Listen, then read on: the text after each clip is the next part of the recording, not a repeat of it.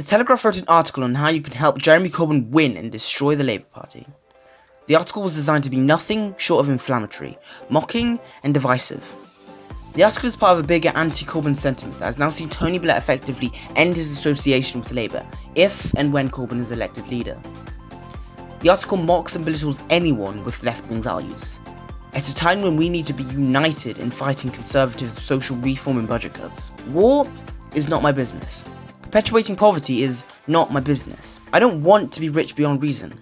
I should like to help everyone. I would hate myself if I found myself right-wing, reactionary, xenophobic, homophobic, anti-education, anti-NHS, pro-austerity, or simply put, conservative. The media will have you believing greed is good and that you should be ashamed to be left-wing. Well, you will not make me ashamed to be left-wing. The true genius of Labour was recognising that not everyone is born with the same opportunities as you, and in affording overseas aid. The true genius of being left-wing is not giving out handouts, but a hand up to everyone. Because we were all born with the capacity to love and spread happiness. That's why Labour introduced arguably the most important document of the 20th century, the Human Rights Act. That has been the linchpin for a lot of freedoms that you enjoy today. Freedoms that can't and shouldn't be taken away from you by any one or entity. Now more than ever we need to be liberal, and if you're watching this then you too recognise that. The destiny of our country and political system is not of our choosing. A majority of us reject the current wars we are engaged in. We did not invite the devil that is terrorism into our backyards, nor did we vote for the assault on our treasured NHS. Yet the value and treasure of the NHS continues to shine in light of that assault. Many doctors and nurses work 7 days a week. Some pay significantly less than national minimum wage. But when being insulted by Jeremy Hunt, these men and women, they didn't strike, they did their jobs and proved to the world the true genius of being a lefty. Every time we think this government has reached its capacity for tomfoolery, it surprises us, and we are reminded that this is a time for left-wing heroes. If you are watching this, then you too recognise it. Jeremy Corbyn is the lefty that we deserve and desperately need at this moment.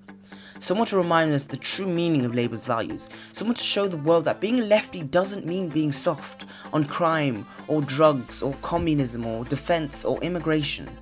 It means you appreciate its past, but no longer value the importance of Trident. Being a lefty means valuing and standing up against privatising the NHS, that you value our national treasures and want to preserve them, that you want to reduce tuition fees, and you realise it too, that being a lefty means seeing life as more than just profit, about ensuring a level playing field and closing the gap between the rich and the poor. Conservatives make themselves rich and impoverish everyone else in the process. So be gone, Conservatives, for taking liberal values and turning them into a joke, for making life incredibly difficult for the whole nation, and for consistently lying to us.